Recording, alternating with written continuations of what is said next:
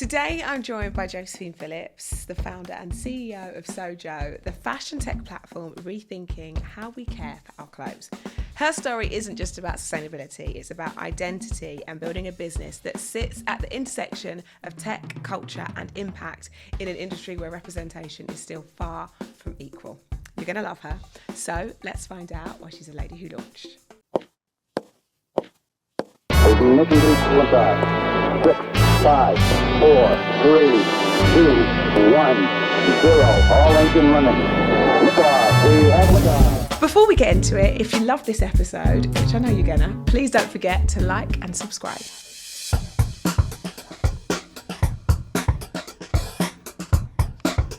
Well, thanks so much for coming. I'm so excited that you're here. Thank you for having me. I'm so excited too. Honestly, I'm so interested in what you're doing. It's so brilliant. And it feels really like you're trailblazing.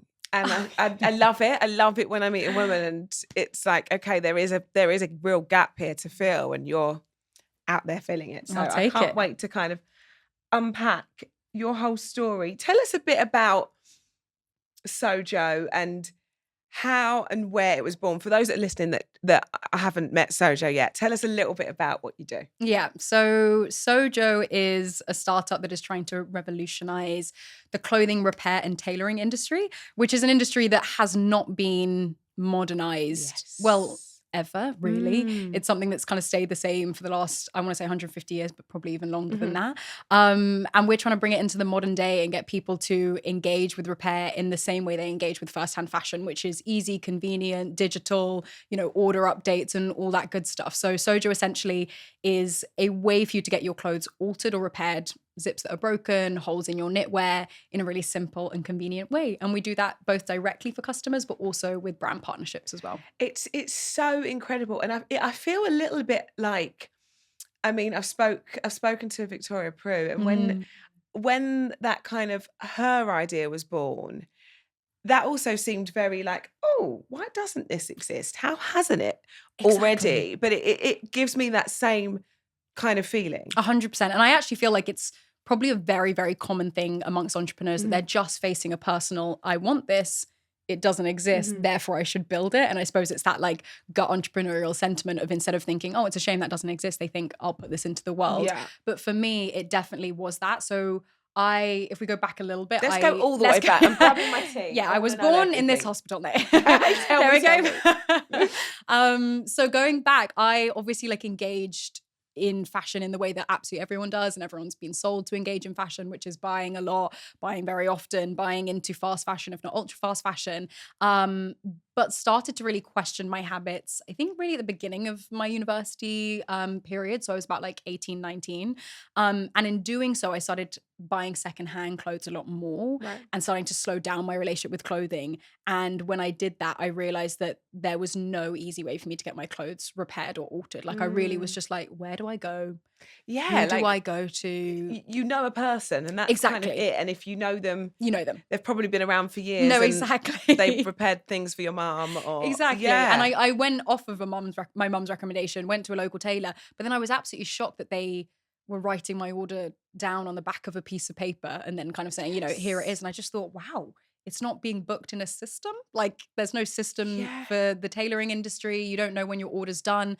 I went back a week later. They were like, give me one more day. And I was like, okay, well, I've already come. So it was really just this whole process is quite frictionful. And I don't know price-wise what I should be paying when it's done. And all these frictions that I was just like, this should be made easy so more people do it. And from that, Sojo was kind of born in its actual nascent idea. You're so right. When you think about that sort of as a trade, as it were. So I sort of think old school high street, which by the way, I'm a big fan of the high street, but old school high street, I think of a dry cleaners that might have a tailor out the back or that they sort of send it to a couple of days a week. And like you say, you might have to wait a week or 10 days for that to happen. I think of a cobbler's. I think it's archaic. That sort of space hasn't been disrupted and it doesn't, there's no personality for one, and it just doesn't feel sexy. Well, that's the thing. I think ultimately they're doing incredible work. They have amazing skill set. And as you say, they've been doing it probably for 40 years and they know how to do all these incredible things.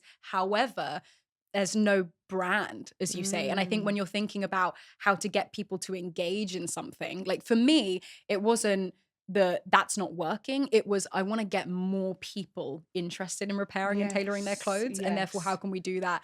And I think around that, you have to build something enticing, which Mhm. ultimately comes from building a brand and marketing and all Yeah, that and how stuff. do we reach more people? Mm. I want to talk about why you're sort of so passionate about this, and not just like we'll touch on like building the business and how, you know, when that light bulb moment was, Mm. and we'll really dive into that. But I watched your beautiful TED Talk, and I thought it was so, I mean, you're incredible up there. You are like, Thank it's you. like so natural to you. Well, it looks so natural to you anyway. And you touched on the story of your grandmother, and will you retell that to me again? Because I was so interested in this. Isn't just like, great, there's a gap in the market. This is could be a great business Mm. model, and this is a great product. Mm. This is something really deep rooted for you. Yeah, so I think what's important and what my grandma's story kind of embodies is this: caring for our clothes isn't something new. And I think with my grandmother, what she was telling to me and teaching me was that people used to look after the clothes that they had. This like Mm. hyper disposability culture is something that is reasonably modern, and buying something Mm. once and then throwing it away or giving it away wasn't how people used to treat their clothes. And in particular with my grandma, you know, she's West African, and I think even that takes it another step further of valuing the things that we Yeah, own, for real. and a culture of, well, you know, getting even clothes made for you and things like that. But truly, she sat me down and she gave me this dress that she had bought, you know, back in the 1950s in Sierra Leone, and she wanted to gift it to me. And I just felt very confronted with the fact that it's so different to how I would engage with my clothing. And I couldn't, Would you even still have that no, dress to exactly. be able to give to your Well, no, granddaughter? exactly. Yeah. I was just like, gosh, to think that she was my age, bought this dress, you know, it became her favorite, my granddad's favorite, because it was like shorter than her other dresses. So inevitably it was his She looked favorite one. gorgeous. Yeah, she did. And her legs did as well. But yeah, she gave it to me, and it was really special because it really confronted me with my own habits. And I think she's such an inspiration to me in general, and a Mm. guiding force of how I'd like to live and embody kind of life and self and things. And so in her like teaching me that lesson, and then also looking amongst the rest of her wardrobe, I mean, that dress wasn't standout. You go into her wardrobe and this is the thing that my dad got her when he was 16 and gave it to her for her, you know, 40th birthday or something. Yeah. It's in her way of life. And I think it just really hit me as something deeply inspirational, and slowly but surely it changed my relationship with fashion as a whole to be one of more value and care and a bit of a Mhm. slower relationship. Why do you where do you think that changed? Because you're so right, and I think when we think about fashion, and a lot, you know, a lot of people have made a lot of money through the Mm. world of fast fashion, and there are so many people that are really trying to sort of take it back to Mm. everything being a little slower and Mm. having a lot, and even there's almost a trend now, and you see brands like in that luxury space, like a brand like The Row that are, Mm. I mean, incredibly expensive, Yeah. but their whole model is around quality, Mm. kind of considered, tailored, Mm. less. I wouldn't even say I wouldn't say it's trend led. I'd say it's real classic, Timeless. timeless Mm. pieces.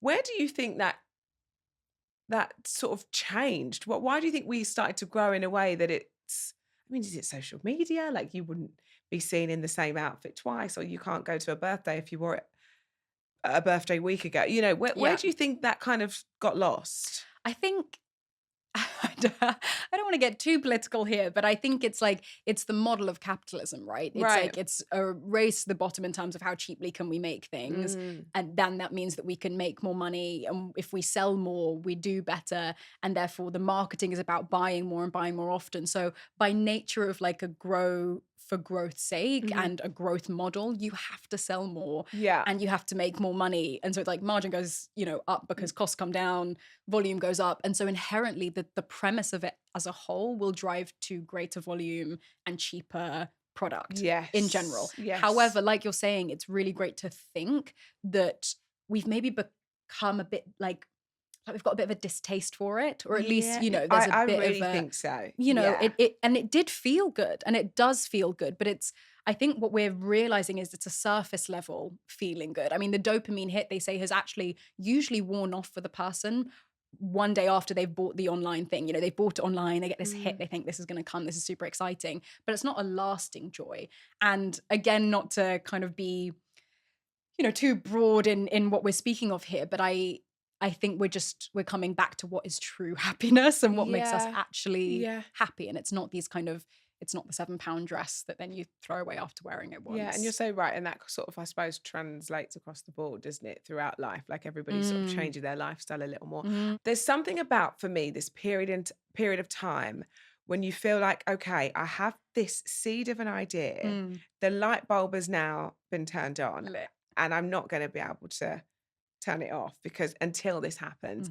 And there's something about that feeling of where you're like, you spend those first like all day, every day, don't you? And all night. And it's so, it's, when you look back, you're like, God, I was so naive. There's so much that's happened since then. But that feeling is like, for me, the same feeling as a newborn baby. It's like the bit that you want to bottle, like the excitement. Rochelle, you can't put it down. Yeah. Talk me through you at that point and how that all sort of evolved and what kept you kind of addicted to it in that moment. I mean, I'm curious about when I'm curious about it when it ended, in the sense of, because reality hits. Because then it becomes a business and a job, and then you're like, Jesus. It's like, wow, this is a lot. But wow, you have captured that feeling so poignantly, because it's just taken me back to how I felt at that time, which was, I mean, if I'm honest, I think I would use the word like addiction. Yeah. It is completely all-consuming. I couldn't sleep. I'd be in bed so excited, just genuinely thinking, how is this not existing? I think what kept me going was making, at that stage, a lot of comparables of other industries that had digitized and therefore been incredibly successful. Right. So particularly at the beginning, I mean, when we launched, we, had a strapline in press that was with the deliverer of clothing repairs. Love. And again, there's hyper motivation and excitement there of just thinking there was an industry that was non-digitized, that someone came in, digitized it, etc. Whether it be, Uber and taxis or whatever, that made me just feel like this hasn't been touched. Like, we are first to touch this No one's made that claim. Exactly. Yeah. And like, coming into the 21st century, it's just like everything will be digital. So whoever's going to do it, it has to be done at some point, and whoever's going to do it is going to win. So I just felt so excited that like there was still untouched land, and it feels really great when you've come up with an idea, because you just think, how is this not there? And I'm so happy that I've been the one to stumble across it, and stumble across like true innovation. And like you say, it's so clever in what you're doing, because it's something that everybody knows and everybody needs, but it's just not. It's not reach us in that way just yet. So what was your first kind of, you've got this thing, you can't put it down, you're addicted, you're researching, you're thinking of the comparables. What was your first step in going, okay, this is more than just something that I'm like, I want to do. This is, I'm going to do this. What's the sort of first phone call you make? And is this something that for you is so out of your depth at the time? I mean, to be honest, no, in the sense of, I think there's so much naivete at the beginning that you don't feel out of your depth, because you're just like... And that's really important to have, by the way. Oh, it's so you look important. back and you're like, bless me. I know. I didn't know that. I know, going into a second company, I'd be so much more... Scarred is the wrong word, but like that beginning feeling is so powerful. And so I didn't feel out of my depth, because every day was just progress. And I think what's also important to say, which, we'll get onto fundraising, is there was no pressure to do or not to do. And so like, it was just so much joy in doing, because every day you'd further things. And I think for me, what took it from just like even conceptual idea to real thing was that there's this book called The Mum Test. And it basically is like how to validate a business idea. You shouldn't go to your mum and say, Mum, wouldn't you like a recipe app? Because she'd be like, yeah, that would be great. You should say, Mum, when was the last time you downloaded a new app? And she'll be like, never. Instagram 6 years ago, in which case you've already eradicated your business idea. So at that stage, I read this book and I was like, right. And I actually surveyed over 300 people. I remember being out on the streets with an iPad being like, do you know how to sew? When was the last time you went to a tailor? And you did the survey? Yeah, I 100%. And then off the back of that, I had loads of emails, because people were like, oh, what are you building? And everything like that. And then we basically said, we're looking for 10 slots for people to get their clothes altered. And we had over 40 people say they wanted it, just from those people who I'd spoken to. And I really was just like, that's validated that people are willing to pay. They're willing to have me come on my bike to their house. Like, they're willing to have their things taken away and brought back to them. And it just validated that it's something that's not just conceptual. It's like, this is something people want. And it was after we did that I then went out looking for an engineer and was like, I'm ready to build an app. Yeah. And do you know what? It's so interesting you say that, because everybody that I've spoken to that's in the world of tech, Michelle Kennedy being a big one of those names. And obviously what she built with Peanut is just incredible. And her advice to people, that she's like, if you're listening to this and you want to build, you know, whatever it is in tech, or if it's the next app or however that looks, test it in a setting that isn't the app. Like, 100%. don't rush and put all of, you know, your cash flow into an app. You know, make a WhatsApp group, see if people join, arrange a dinner, see if people attend, like see if people are engaged on it, and before you rush. Exactly. So we used a Google Forms, which again, it's just free. Yeah. You know, you can say, if you want to book or repair on your items, book on this Google Forms and I'll come to your house. And it validates it in a completely non-financially intensive way. And engineering, I mean, things are changing now, but it's expensive, and it was expensive. And ultimately in the end, I mean, Sojo's transformed beyond app now anyway. So you don't want to jump too prematurely into building tech from day one. Particularly when you're not sure how that will evolve. Exactly. Right? So when you, like, as we've just touched on, you start to see people engage in a really organic way, and you're like, okay, this has now got legs, right? It's kind of, this is more than like me being like, this is going to work, this is a great idea, people are actually engaged in this. What is then your next step?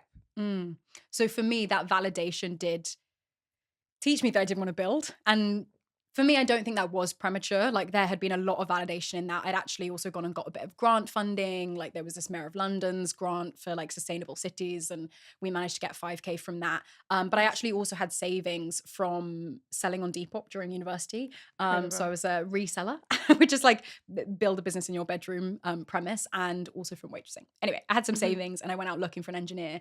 And really luckily, I mean, he's now our head of technology and we're still working together, Amazing. you know, 6-7 years on. But luckily there was an engineer who was at university at the time, had a job starting in 4 months, wanted to add to his portfolio and ultimately work on a project. Like, who doesn't want to work on building an app? Like, it's a fun thing. And he was willing to, work for $1,000 a month, which at that time, you know, I had my savings and I was like, perfect, this will only take 8 weeks. And we got started together. And it's really amazing that we still work together every single day now, especially as a random connect. But that was lucky because engineering is expensive. But if you find someone who's early days like you are and care about building something for fun, then it was like a And how did you go about even finding, you know, if somebody's listening to this now, and like, that's exactly what I need to do. But how did you even go about, like, was that recommendation? Like, how did that look? Yeah. So I think this notion of like, everyone in the world is 7 hops from you is real in the sense that, of, by the way. I know, it's so fun. One of my favorite things. Everyone. Yeah.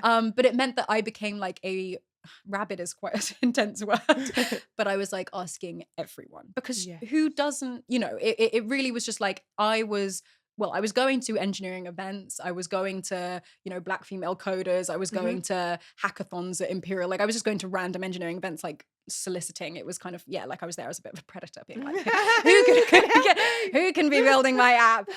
Looking around the room, just being like, who's my potential person? But it ended up being a friend at uni, but like a reasonably distant friend's boyfriend had a friend who went to Warwick and did engineering, who recommended that his engineer. So it's like, it was 4 hops from me. Yes, it didn't even make the 7, guys. Exactly. It didn't even make the 7. But if you're telling everyone, you know, if I asked you today, do you know someone in X, and the sphere can be anything, you'll likely be like, actually, my friend knows someone. I don't, but I know someone like, that if will. I said, do you know someone in film, like a director who directs films or screenwrites for films, you'd probably have a connect to know someone who'd know someone. So if I'm saying that to every person I meet, you'll find your person. And that is, do you know what? It's such good advice, because actually that's the thing. And we've spoke about it quite a bit on this podcast, the kind of notion of like that fear of the fear of embarrassment, or like not putting yourself in certain situations, because particularly now everything's online. We're saying, okay, we're starting this business, that fear of embarrassing loudly or failing loudly. And I think that stops a lot of women from actually sort of pressing go and getting on with it, because we stop ourselves from asking questions, and we almost have this idea of imposter syndrome, or, you know, we get in our own way a lot of the time by not just putting us, like you said, like it was almost a little bit like predator, like you were out seeing who was about. But it's important to put yourself in those situations, even though they might feel uncomfortable. 100%. No, it's like, I mean, we all know it, but if you don't ask, you don't get. Like, you have to be asking everyone all the time. And I think that it's kind of like transpired a little bit. One of a really great bit of advice from one of our investors is that you quote unquote should always be hiring, in that they just said, and this is so crazy, but they were just like, even if you're not hiring, ask every person you meet who's the best person you've ever worked with, and then add it to an Excel spreadsheet. Because like recommendation, if I asked you who's the best person you've ever worked with, you're then building a database of like exceptional, incredible people. Yeah. And you can always ask that. I mean, I might not be hiring right now and that person might not be relevant, but it's like, it's just being this like, I don't know.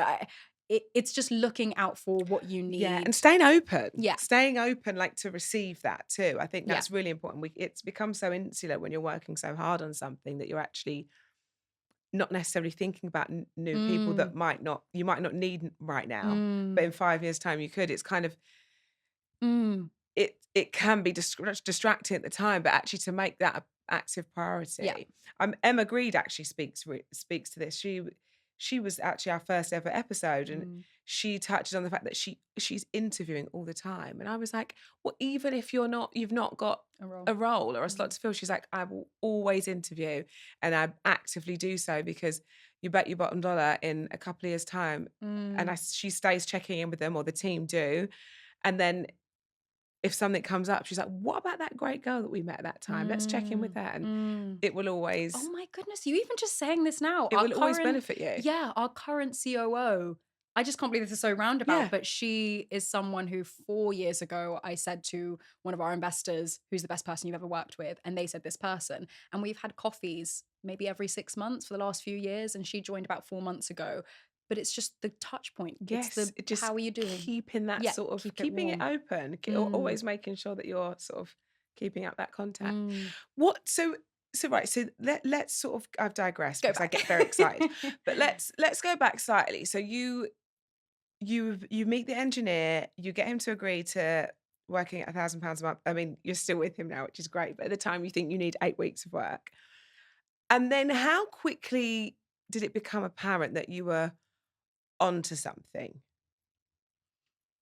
I think, to be honest, we got really great traction off the back of starting, and that traction looked like, I mean, we had 1,000 downloads in the first 24 hours, and therefore went on we got on the shopping chart. Yeah. Which I literally was just like, for this to be such a V1 beta coded app, to be on a chart on Apple Store next to the likes of, it was like Mango and Sojo, and I was like, this is amazing. That was validation, but then also we had really great engagement from press and the fashion industry as a whole. There was this just like general feeling of, this is needed. So we had, a full feature in Vogue, we had a full feature in Harper's Bazaar, and this was all within our first 2 weeks. And I really just thought, it's clicking with people. Like, this is something that people want.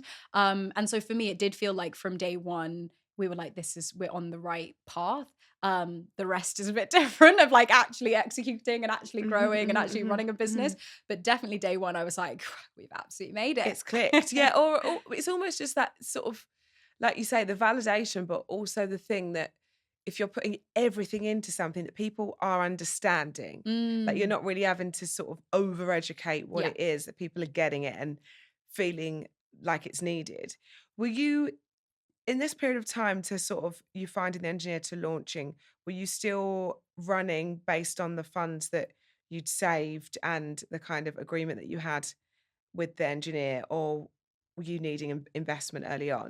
Yeah, no. So it was definitely no investment at that stage. And also, I actually wasn't even thinking about investment in general. Like, I really was just like, I'm just starting. Just getting going. Yeah. And also I was at the tail end of uni as well, which I think is important to note, because it means that you're also just at a different life stage where, you can do whatever you want. And the openness is there. There's no responsibility whatsoever. So yeah, we very much were in our bubble, not thinking about investment. And actually, I think that was one of maybe the best things to have happened to Sojo, because we then launched and got started and we're actually operating as a company, albeit in questionable ways, in that, like, ultimately when I went to raise investment, the business, the bank account was connected to my personal account, like, for example, that then is like, so we were operating as a company, but not one where I was trying to build it you know, in all Because the I right... suppose at that point, you're the definition of a scrappy startup. It's like, let's just Exactly. get this off the ground and let's... They needed a bank account. I was like, here's Got my one. bank account. Yeah, of course. And then by the time we went to raise investment, they were like, can we see the accounts? And I was like, Oh, yeah. I mean, my account. You'd like to see my personal There's account. been a Pret. Yeah. Pret transaction this morning, a Zara by lunch. But yeah, we had inbound investor interest, which is great because we weren't looking to raise. I think because I was so disillusioned maybe with the investor landscape that I wasn't thinking I want to go out and pitch and X, Y, and Z. I really was just like, I'm just going to build. And that meant that people came in by being like, what are you building? It looks exciting. Can we talk? And I was like, oh, okay. Okay. Yeah. And so were you instantly open and responsive to that? Because like you said, at that point, if it wasn't on your radar, it wasn't a feeling that you wasn't there yet with thinking about investment. Were you open or were you skeptical? Yeah. I was definitely skeptical. And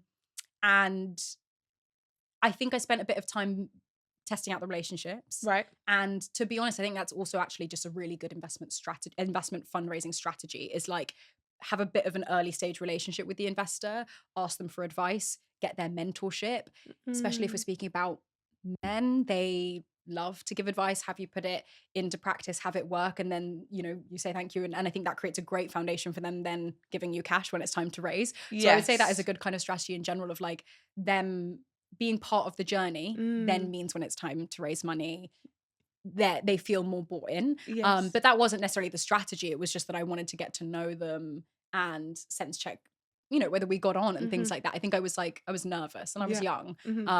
And I think it was a good thing because it just meant, And how sort of soon into the launch was investment on the table? So we raised funding 9 months in after launch, and I'd been working on it for a few months before that. So yeah, and it came from LinkedIn. So it's also worth saying that, like, you know, LinkedIn is a great place for anyone to see what you're up to and see what's of interest in them to get in touch. And yeah, that 9 months was great because it meant we just did things, you know, completely authentically for that stage. And then pretty quickly, so we raised 300 grand 9 months in. Amazing. And then actually raised 1.8 million within 4 months of that again as well. So we raised pretty quickly afterwards. Incredible.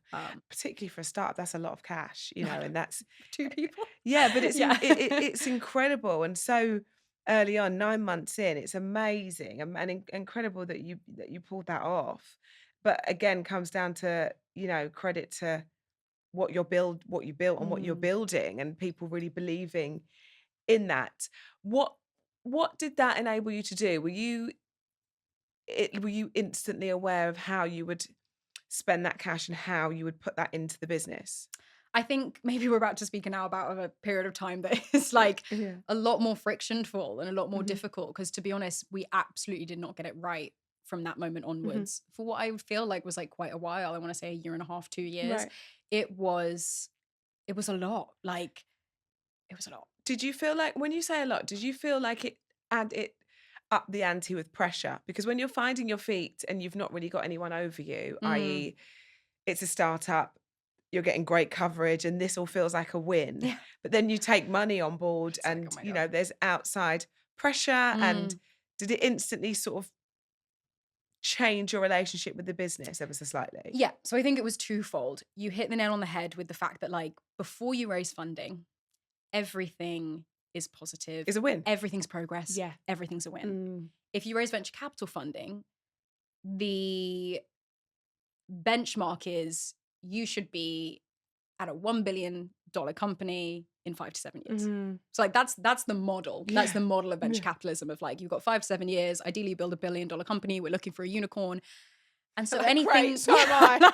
No pressure. Anything that's not that is therefore an L. Do you know what I mean? Like, it's if that's the aim or that's the goal or that's the promise. I mean, I'll be completely honest. When I fundraised, the naivete was strong and I was super confident. But I would say to these investors, you give me $1 million, I'll give you 100 million back. Yeah. Like that's what I believed at that time as well. Yeah, we move. But I say that in jest because when I've said that and then they've been like, here's the $1 million.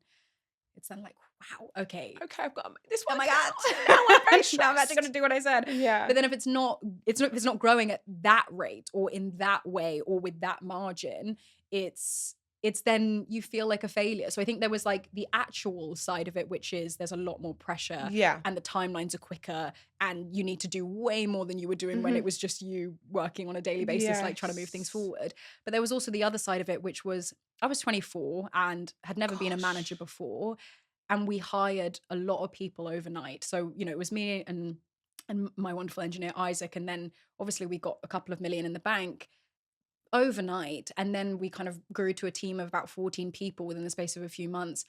And that was a very, very difficult situation because I hadn't managed before, and it's so many people and it's people who were also senior, and like it was just all the things. The concoction was you've never hired before, you've never managed before, you've never fired before, so trying to do all those things was very difficult, and that actually caused a very difficult kind of 12-month period for us of trying to figure out how do we align everyone and move forward in the right way. And everyone knows onboarding is like the toughest thing to do anyway, because it's such a big beast of a job onboarding people in the team, but the job itself still needs to be done.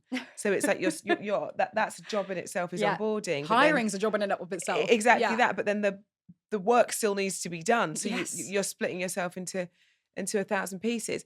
What did you find most difficult about that period of time? Well, if I'm sort of looking back for you, you're 24, you're hiring for the first time, you've been given all this cash, and you've now got pressure into how that looks and what the return is. Yeah.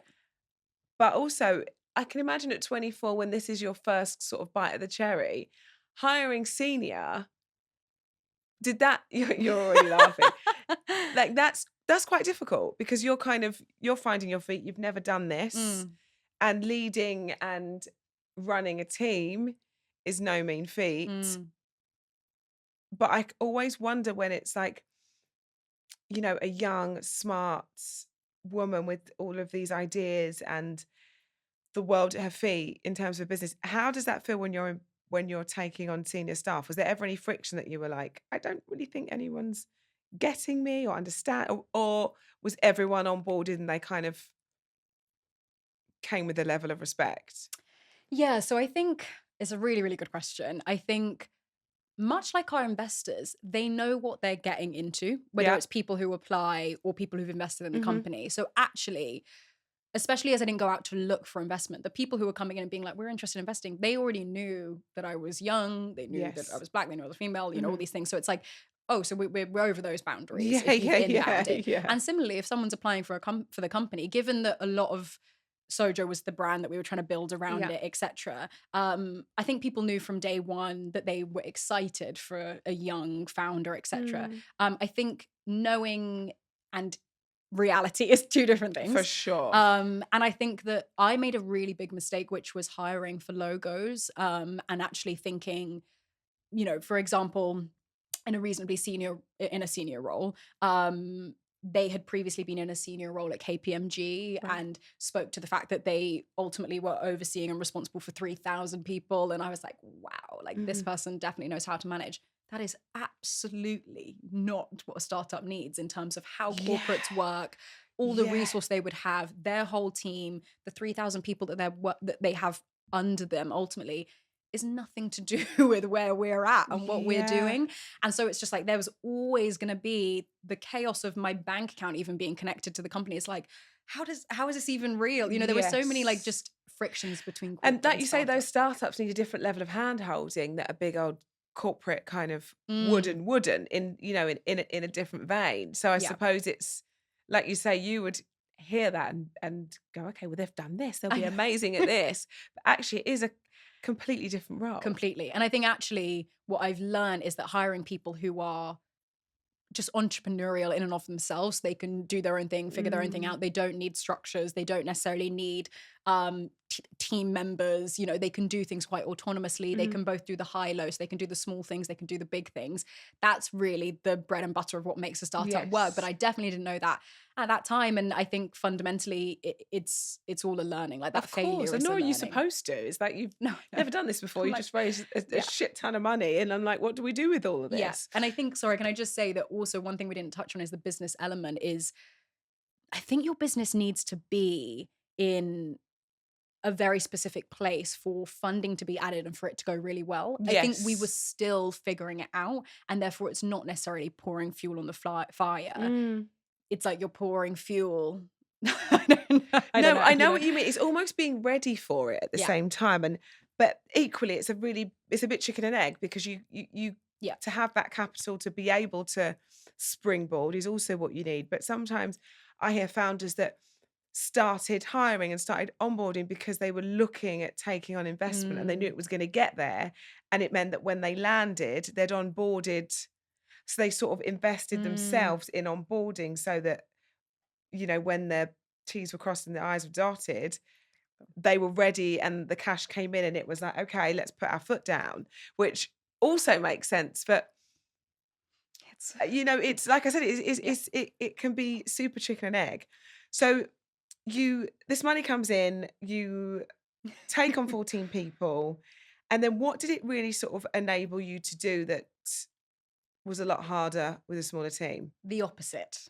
Wow. So more people, I think we achieved less with more people than we That's would have so with less interesting. people, because I think, well, there was just a massive management distraction from my point of view. But I think you've got different people, different opinions, different frictions, etc. I think when you're working with a small team, you can be so aligned, so cohesive. Let's say Mm, it's 4 people, let's say it's 5 people, you're all working together in the office. I think there's constant, we're doing this all together. I think actually, like, having the bigger team, I mean, to be honest, we did move in a really great direction, which was a bit more yeah. B2B, which I account for, having a bigger team and also moving into a different level of business and having the funding to be able to execute on, we then had a team of 3 engineers and a product manager and all these things. Yeah.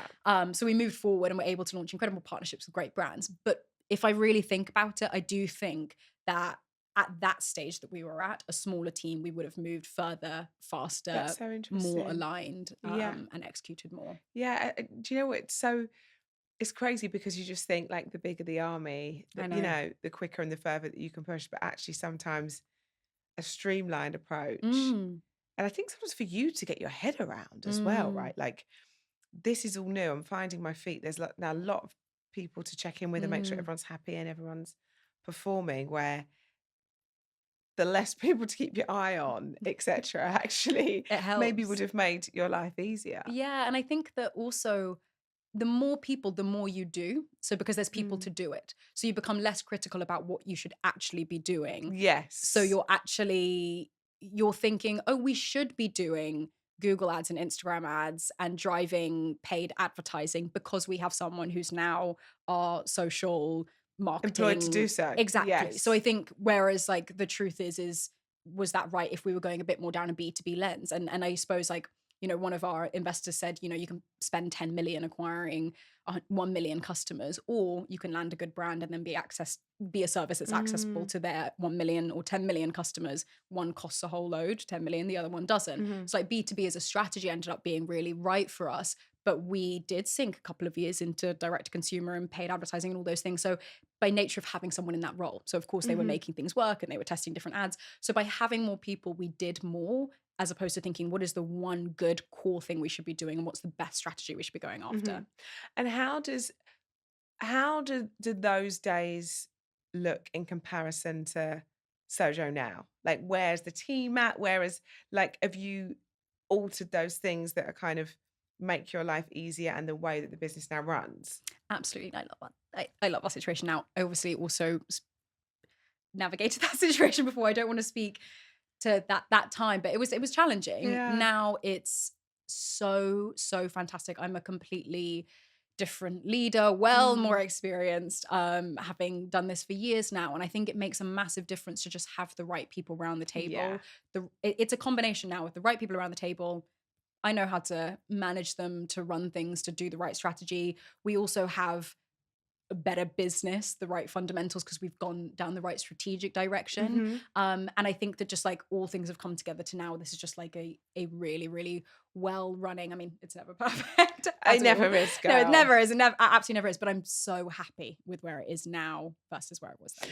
And do you think there's something, and I've really noticed this myself, like as you grow and as kind of it's like always light and shade, and it's, for want of a better cliche word, a journey.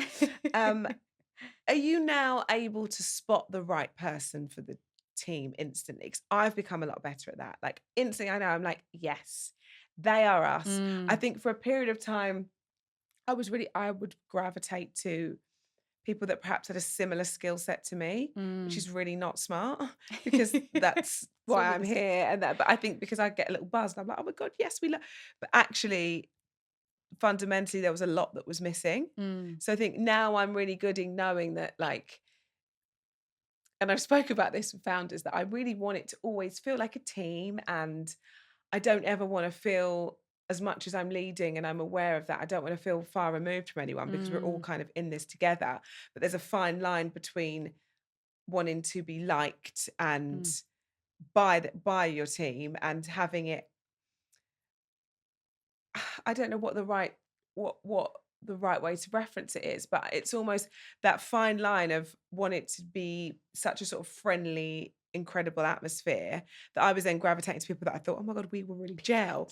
But actually, I'm like, we don't need to be like going for dinner. We need to like have this job run in the best way it can mm, possible. And guess what? If I'm great at this, I don't need this. I need someone that fills in my blanks. And mm, now I'm obsessed with them. And that's exactly.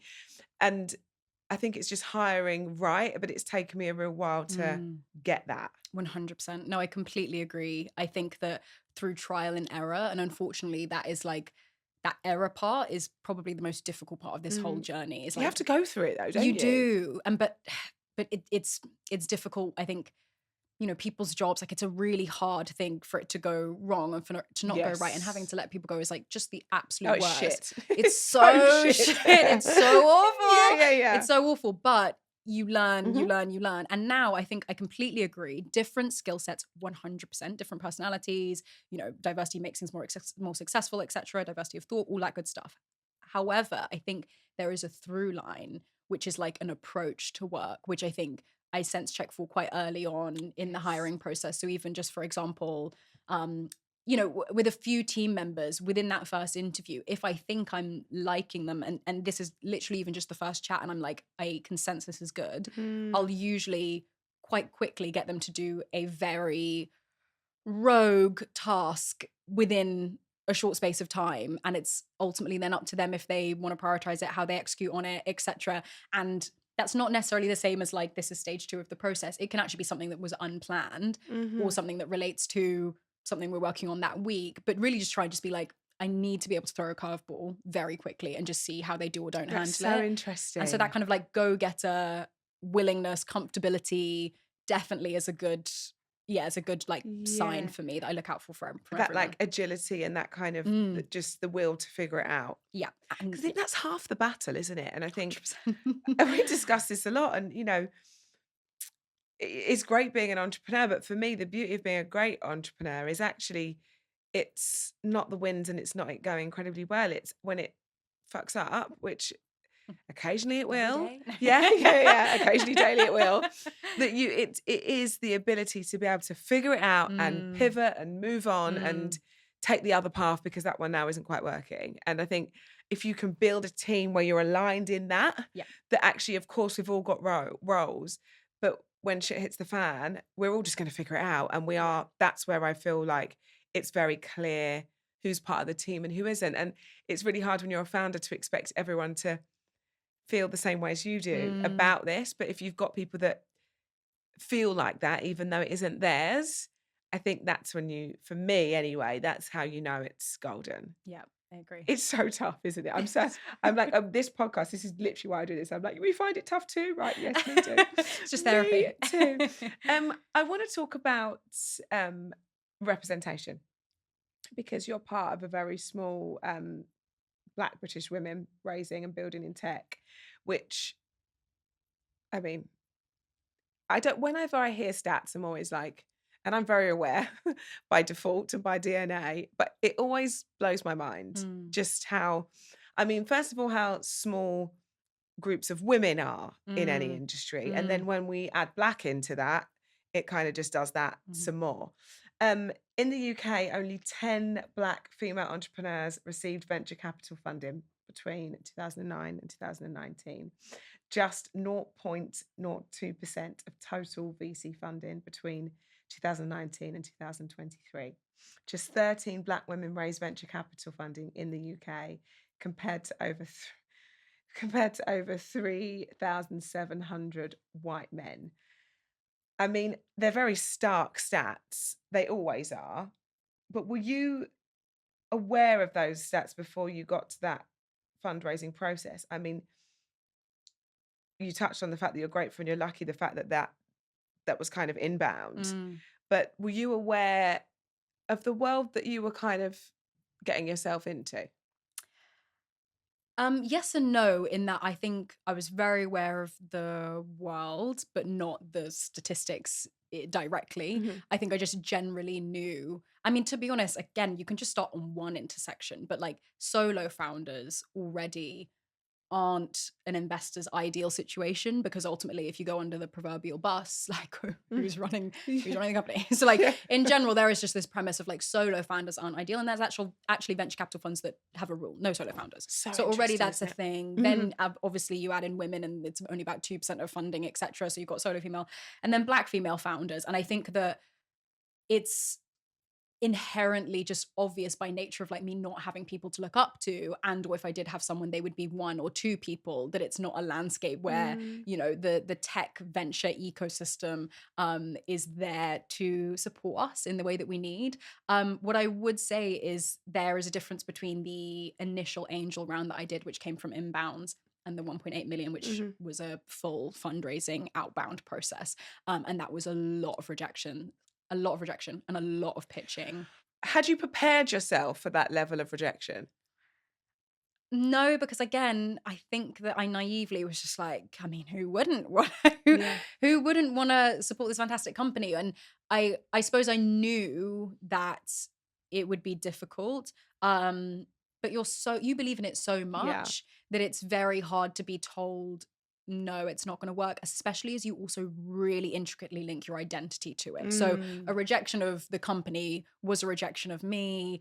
And it was just hard. Like, it was really hard. I remember there were some pitches, you know, just I'm thinking back to the time of fundraising at that time. And again, I was just super young, but there were some pitches that I was doing it and my sister was holding my hand under the table. And So I haven't said it, but like, I'm just remembering because at that morning I was shaky and I was like being rejected by so many. And I did 14 pitches in one day. And like, I was exhausted and I was emotionally shaky, but ultimately you have to push through and like that resilience, as you say, and that like continuous ability of just being like, even if they don't believe it, I'll believe it. And I think I had this mentality of it's your loss then, which I think is a good thing to take you to the next conversation of being like, I'll do this with or without you.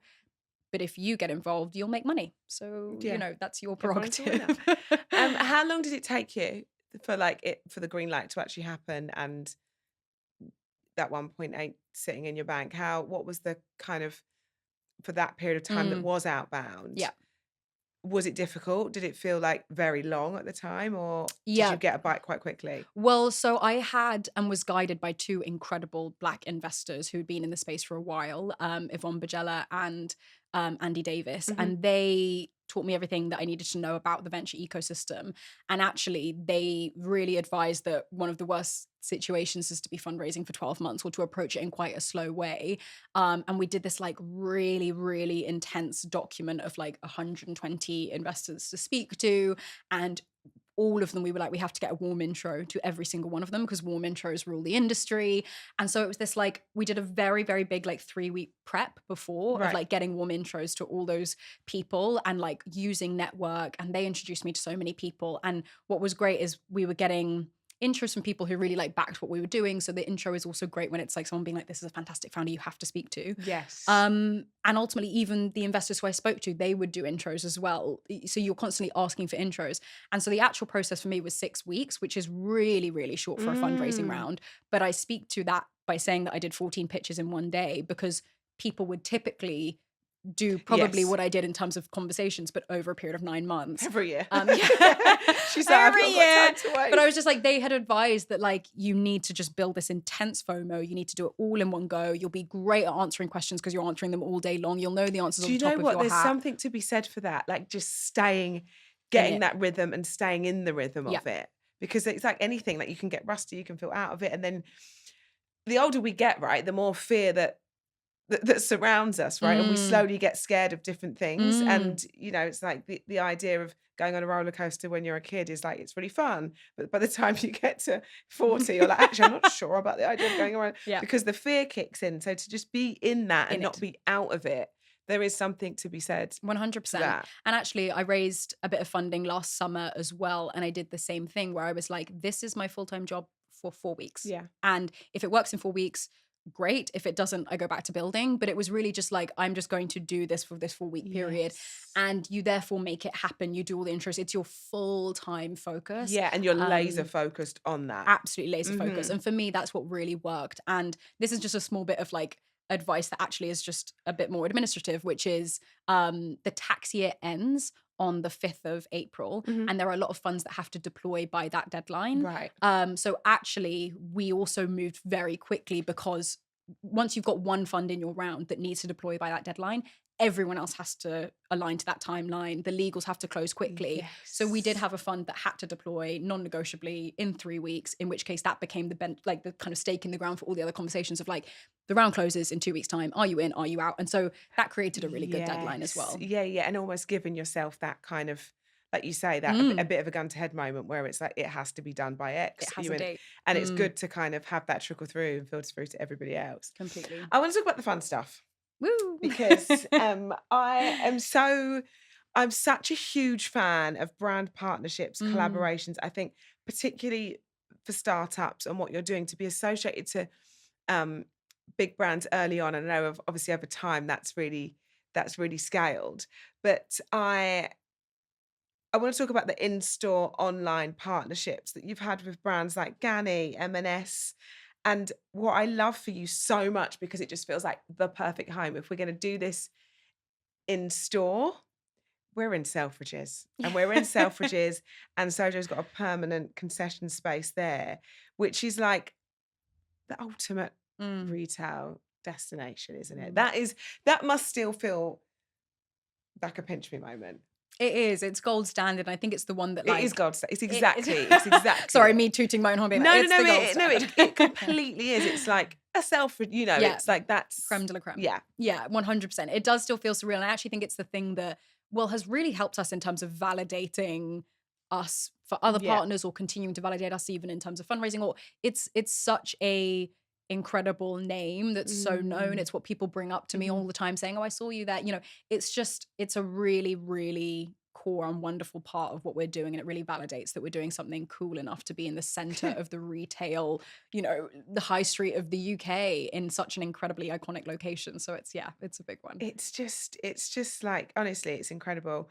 I've got a matcha brand, and the minute that Selfridges expressed interest of us being in the food hall, it had the same sort of feeling of the like, we've been given the gold star, guys. Like, it's sort of, and it's incredible how it opens up other opportunity to have the validation of a Selfridges, and for what you're doing, it's so incredible. How does that partnership work? So there's a permanent concession there, but talk us a little bit through how that works. Yeah, so Sojo in general is very, very tech first. So a lot of the work that we do is that actually we give our tech to brands so that on their website you can book any repairs that you need doing, and it's in their brand identity, etc.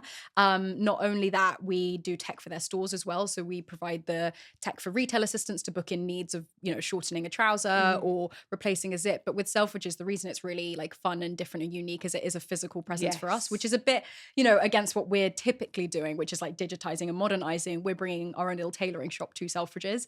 But I think what's so great is it's a space that you can come, drop off whatever, get fitted if you want to, but also we actually have tailors working there as well. So on the shop floor, whilst you're looking at new clothing, you're seeing clothes get repaired. Like you can watch them do repair if you want to, which I think for me is the best part, because our whole mission is to make repairs mainstream. And what's more mainstream than being on the women's wear floor in Selfridges and then seeing someone repairing a jumper or repairing, you know, a pair of denim jeans and patching things up. It's experiential retail. And I think that's increasingly something that they need, because retail is struggling as well. So it's like, how can we make this more enticing, engaging, and come to life? And also this touches on what you were talking about earlier. Of course, you're bringing it to the modern world. But as we said, ultimately, I like that it has that old soul in the modern Yeah. world. And it's like the irony of the two, but that's exactly what the mission was in the first place. Like you said, you needed the tailor, you went there, and it's Exactly.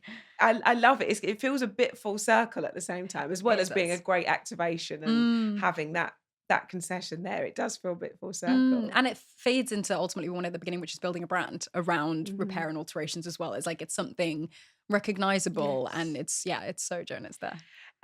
Let's talk about your future plans for Sojo, because now you're flying, and you're, like I said, trailblazing in what you do. And no, you are. You don't have to thank me. It's completely true. What are your future plans? Like what's next? How do you, as businesses do, we kind of always want to be elevating and evolving and growing. How do you see that shaping out in the next few years? Well, I think that ultimately the brands that we work with and that we're partnering with and that we are serving are just based here in the UK. Yes. Because that's where our operations are, but they are international by nature. So working with the likes of, whether it be like Ralph Lauren or Ganni, these are brands that have international presences, and they want the service to be with all their customers if it's working. So we have big international plans for Sojo. And I know it's cliche, but world domination. Yeah, no, but absolutely, you're so right, because it's sort of, you're conquering those brands here, but of course they have that international presence, and if they've got a good working relationship with you, they're only going to want you to expand as well as yourself. Yeah. So honestly, it's so exciting. I want to do our rocket round now. Oh, yay. And these are our quick fire questions that I ask every guest. Well, they're supposed to be quick fire. We tend to waffle. Okay. The first one is, what do you believe are the non-negotiables for running a business?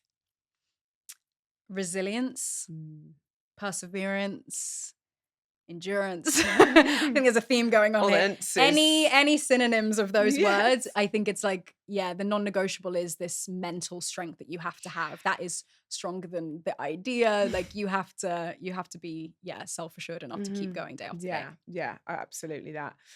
When did you first realize that you truly launched? The first order. Really? I think So money, someone's special. willing to pay, and it actually works. And particularly because it was app based, it's like, oh, they've managed to go through the whole flow. Yes, it's functioning. Yes, door to door, start to finish. No bugs. So for me, that was a moment of just like, wow, this is real. Yes, I bet. What's the first thing you do when you wake up, and the last thing you do before you go to bed? Toxically. Tell me the truth, girl. I wake up, and then I pull my laptop into bed, and then I open it and I start to work for 3 hours before everyone wakes up. But before bed, it's way, way, way nicer. It's candles and ideally a bath, and I like to read before bed. Oh, lovely. And what are you reading at the minute? I'm reading Another Country by James Baldwin. Okay. What's the book that you mentioned at the start? Was it Mum's Test? Mum's Test, yeah. There you go. I'm going to have a read of that one. What is one piece of advice that you wish you hadn't listened to? Maybe the team one. Which was just, build the team, grow the team, the team being bigger equals more success. Yes. I think that advice for me was detrimental to what was ultimately a year plus of Sojo's time. Maybe too quick. Like sometimes you just need to feel it out and find your feet and have the team when you're ready. Exactly. And maybe you will get to 14, but start with 2, then go to 4. Yes. Yeah. Then go to slowly, 6. Slowly, I agree. A skill that you'd love to learn? I'm actually starting a life drawing course. Oh, okay. In 2 weeks' time. So drawing. I've never done it before. I say that I'm not that creative. My sister's actually an artist, but I don't do anything like that. So I'll be going and drawing these naked models. And oh my God, I'm excited. This is so much fun. Okay, I love that for you. One thing that you wish someone had told you before you started your career? I think it's going to sound like one of those cheesy quotes on Instagram that actually everyone secretly loves, which I do, that says like fast success builds ego, slow success builds character. And I think at the beginning I was so off to the races. I wanted to like win by X and do things really quickly. But the piece of like, it's a marathon, not a sprint. And I think also like Sarah Blakely spoke about how her dad said, you know, what have you failed at today as a positive thing, because it's all a learning of just like, if you didn't fail, you didn't try. Yeah. And I think seeing a bit more positivity, as you say, in the journey would have been the way I'd wish I'd started, because I think I was obsessed with the end goal right at the beginning. Yeah, you're so right. You're so right. And like you say, like, it's reframing the narrative of what failure means. Like it really is lessons, or, you know, deciding what you won't do again versus like the end of all. What would be the dream collab for Sojo, do you think? I love when startups combine with like heritage. So I would say like a, you know, like a barber or something. People who've been around for like 100 plus years, 150 plus years, and then like start up and bringing something new and modern. And for what you I do. agree. Exactly that. I agree. Put it to the universe. Plug. Today. Yes, put it to the universe. And then lastly, if you could choose one female figure as a mentor, past or present, who would that be? I think it would be our lovely Emma Greet. Ah, yes. Like, she says it how it is. She does. Oh, yes, she don't mince her words. She's from me. She doesn't know how to. Exactly. And she's so inspiring. And also just like, I think it's that piece of like, we'd get on, but she'd also be such a great mentor. Yes. Me being like, we'd get on. No, you would. And also she's like she's a great person to pick. You know, when someone says, can I pick your brains? Like, she's like so generous with her advice and like her time too. And I think she doesn't fluff, like she just gets to the point quite quickly. Yeah, so, like, the sessions there's would no be... airs and grace. It's like, okay, this is it, baby. Shit, we've got to do this. We've got, like, you'd know. Exactly. But it's very important to know where you stand. And then every episode I ask our guests to leave a tip, almost like one piece of tangible advice. If someone was listening to this right now and they're like, I don't know, whether it be about funding or whether it will be about building an app, like something that you think a lady looking to launch really needs to know, if it was sort of following in a similar vein to what you're doing? I think, I mean, this could be applicable to any woman starting a business, but thinking about the end at the beginning, and I don't mean that in the goal sense that I was speaking about earlier, of just like, I want to be as successful as possible, as quickly as possible. What type of business do you want to build in terms of size? Sharmadean Reed recently did a video course on this, but are you building a 1 million brand, a 10 million brand, a 100 million brand, or a 1 billion brand? Because you build all four of those in completely different ways. Yes. And I think that getting off to, you know, starting Sojo and being like, I'm going for that unicorn thing, just, you know, I did that before thinking about whether that is or is not what I actually wanted to do. And so any advice that I'm giving to, you know, people starting businesses now is, what do you want from the end of it? Or like, how big do you want the company to be? Or what do you want it to look like? I'm really thinking about that and trying to center yourself in that decision making. Yes. And it's weird to think about the end at the beginning, but it will change the way you build the company. Yeah. And I think it's also, there's a part of us that thinks that we're really not supposed to, as if like, this will be my, you know, I've really transparent and honest conversations with women that are like, oh no, I'm building this because of the exit. Like I've already, I can already tell you that I want to exit by this point. And I think particularly if I'm, you know, compared it to my own experience, when I started My Little Cocoa, it's like such a labor of love for me and such a passion project, I suppose, in the same way Sojo is for you. Yeah. That the idea of exit, I'm like, no, I'm never going to exit. And it's funny how then you become more open to those conversations as you go. But I've got friends that are like, this is business. I want to build this and I want to exit by this point, and I'm okay with it. So I'm going to make more rational decisions and less emotional ones. And I think it's speaking to what it is and being okay with however that looks. Because I think sometimes you're like, no, it's my baby. And I think we put too much on that sometimes too, which actually can be another toxic relationship with your business because you make it a real other part of you. 100%. But I can't ever not, sadly. I wish I could. I wish I could separate myself a little bit. We talk about ladies who launch, but if it comes to being a lady who lunches, we have to end up on a food note. I always say, if I'm your assistant, and it's a bit like, it's a bit Devil Wears Prada, and I've got the job for the day to be your assistant, and I want to please you, what am I ordering for your lunch, and where would you like to have it? My lunch order would be, I love a like light pasta, like a pasta and pesto salad, and maybe some hummus and falafel. Okay, she's got extras. And maybe some chicken. Veggie with a bit of protein.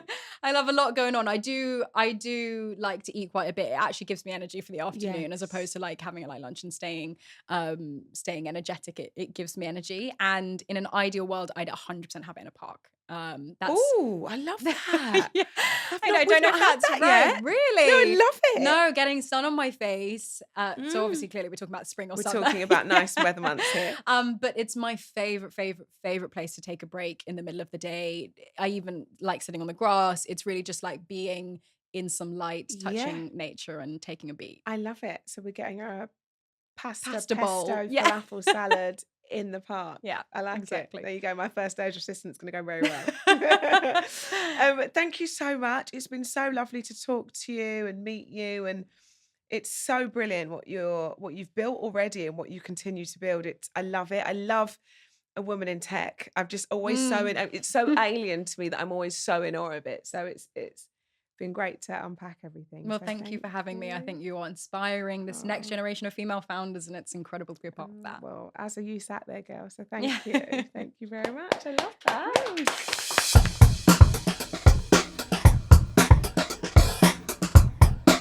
Don't forget to follow us on Apple and Spotify or wherever you get your podcast to make sure that you don't miss out, because next time I'm going to be talking to another incredible lady who launched. If, like me, you're a watcher, then please follow us on YouTube and don't forget to like and subscribe.